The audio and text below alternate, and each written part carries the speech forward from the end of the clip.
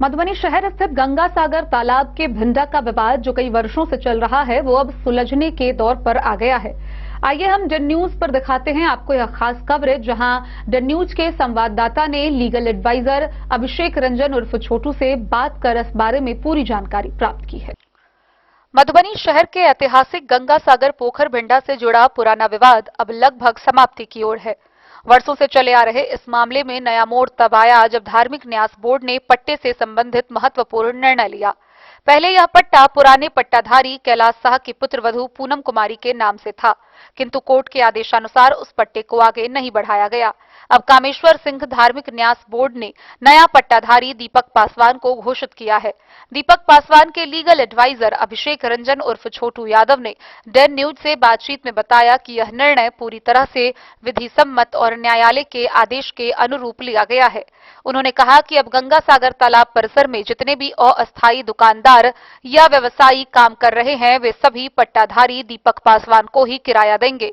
इससे न केवल विवाद का निपटारा हुआ है बल्कि राजस्व और व्यवस्थापन की पारदर्शिता भी सुनिश्चित होगी। अभिषेक रंजन ने यह भी कहा कि धार्मिक न्यास बोर्ड का यह कदम गंगा सागर तालाब की साफ सफाई, सौंदर्यीकरण और सुचारू संचालन की दिशा में एक बड़ा कदम साबित होगा। उन्होंने विश्वास जताया कि अब इस पवित्र स्थल पर अवैध कब्जा और विवाद जैसी स्थितियां समाप्त होंगी तथा धार्मिक और सामाजिक गतिविधियां पहले की तरह शांति और व्यवस्था के साथ चलेंगी। इस निर्णय से स्थानीय लोगों में संतोष का माहौल है और माना जा रहा है कि वर्षों पुराने विवाद के खत्म होने से अब गंगा सागर पोखर क्षेत्र में विकास के नए द्वार खुलेंगे।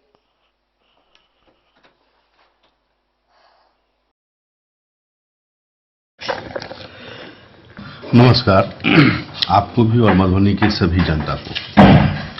जहां तक इस मामले की बात है, यह जो जमीन है अभी कामेश्वर धार्मिक न्यास बोर्ड के अंतर्गत आता है और कामेश्वर धार्मिक न्यास बोर्ड ने इससे पूर्व कैलाश जी को, कैलाश शाह जो मधुबनी के हैं, उनको ये 1 वर्ष पूर्व आवंटित किया था, जिसकी अवधि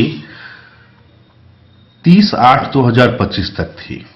11 महीने का एग्रीमेंट होता है न्यास की ओर से। वो समय अवधि समाप्त होने के बाद न्यास ने इनके एग्रीमेंट को कंटिन्यू नहीं किया और रद्द कर दिया गया, कंटिन्यू नहीं किया और जिसके एक्सटेंशन के लिए जो कैलाश जी हैं, ये कैलाश जी प्रोटेक्टर हैं वहाँ के। एक्चुअली ये जो एग्रीमेंट है, ये डीड है, एग्रीमेंट डीड, वो उनकी पुत्र बहू पूनम कुमारी के नाम पे है और पूनम कुमारी की ओर से एक वाद दाखिल किया गया था सिविल जज सीनियर डिवीजन प्रथम मधुबनी के यहाँ।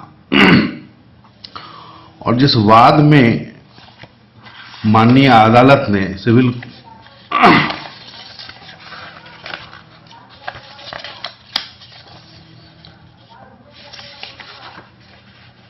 जज सीनियर डिवीजन 1 श्री तेज कुमार प्रसाद सर के थ्रू एक ऑर्डर पास किया गया है डेटेड 5/8/2025। उसमें इनके हर एक तरह के मांग को उन्होंने रिजेक्ट कर दिया है, जिसमें इनके द्वारा से मांगा गया था जो हमारे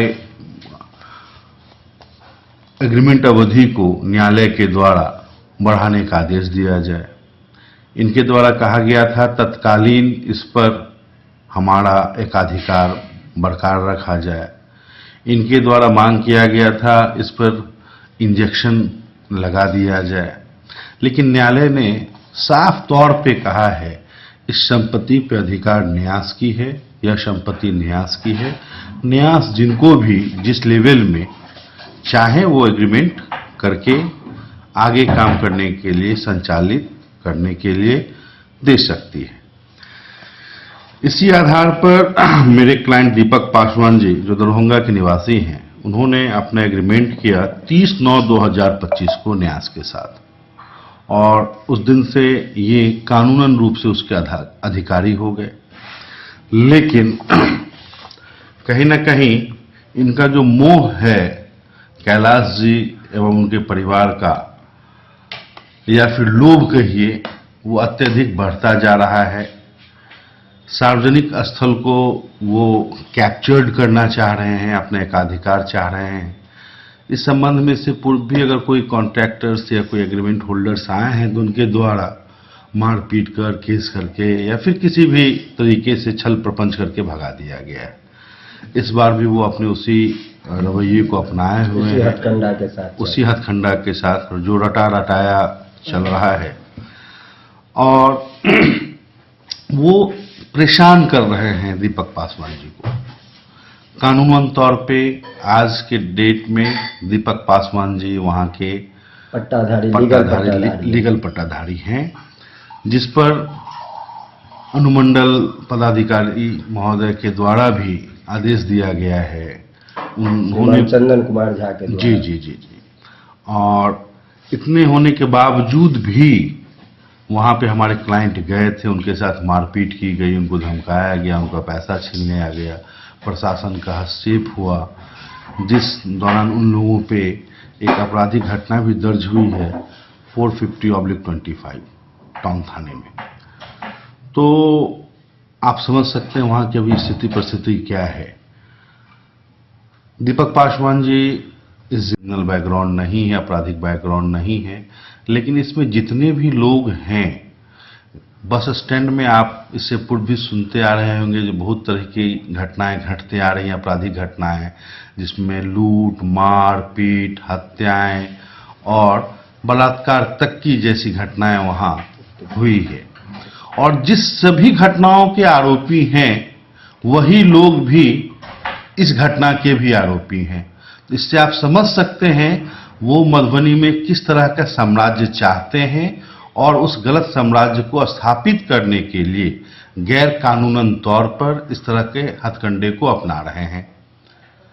अब हमारा प्रशासन से, पुलिस से यही अनुरोध होगा कि न्याय को और न्याय की गरिमा को बनाए रखने के लिए एक ऐतिहासिक कदम वहां उठाने की जरूरत है, ताकि शहर के जनता को, लोगों को, वहां के आवाम को एक सांस्कृतिक जो स्थल है, धार्मिक स्थल है काली मंदिर, उसकी भी सुरक्षा हो सके। एक सार्वजनिक स्थल है जो बस स्टैंड है, जहां पे आवागमन के लिए सारे लोग आते जाते हैं, वह सुरक्षित हाथों में, सुरक्षित लोगों के पास रहे, आपराधिक लोगों का बोलबाला या वर्चस्व ना रहे, इस पे विशेष ध्यान दें। ये मेरा प्रशासन और पुलिस से अनुरोध है। तो सर, अभी वहाँ का किराया जो गंगा सागर, पोखरा, भिंडा पे कुछ ऐसा आप कह सकते हैं अस्थायी दुकान है, उनका किराया अभी सर कौन ले रहा है? देखिए, ये अस्थायी दुकान जो है ये लीगली न्यास बोर्ड की जमीन में है और जिसके पट्टाधारी श्री दीपक पासवान जी हैं, तो कानूनन तौर पे वही मालिक हैं और वो उसको संचालन कर भी रहे हैं। संचालन में जो परेशानी आती हो और थोड़ी बहुत आ रही है, जिसको वो सुचारू रूप से चलाने के लिए फेस भी कर रहे हैं। और इनके अलावा जो उनसे ले रहे हैं वो रेंट नहीं, रंगदारी है, और रंगदारी वसूलना उन लोगों का पूर्व का काम है और वो करते आ रहे हैं, जिसपे लगाम लगा। डेन न्यूज के लिए प्रवीण कुमार झा की रिपोर्ट।